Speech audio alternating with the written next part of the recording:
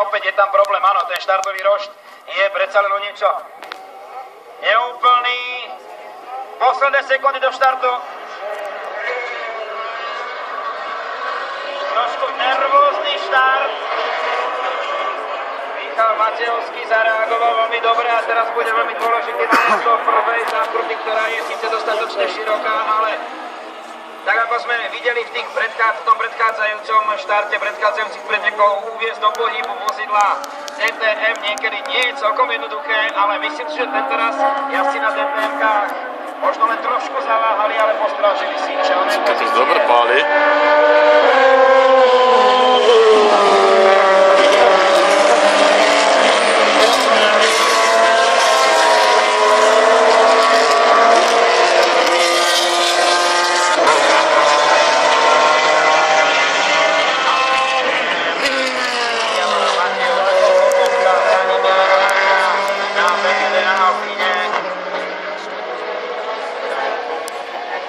Max Stančo, preštartuje číslo 2. Max